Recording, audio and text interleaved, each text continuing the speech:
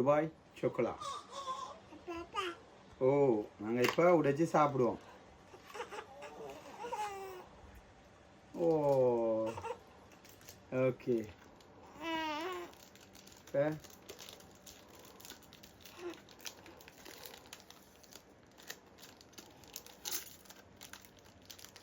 துபாய்க்கு போகாமல் ஃப்ரான்ஸ்லேருந்து Dubai chocolate சாப்பிட போகிறோம். விட மகனே.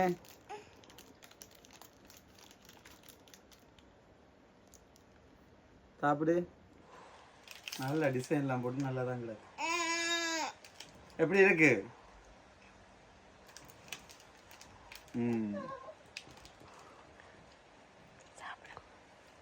அப்பா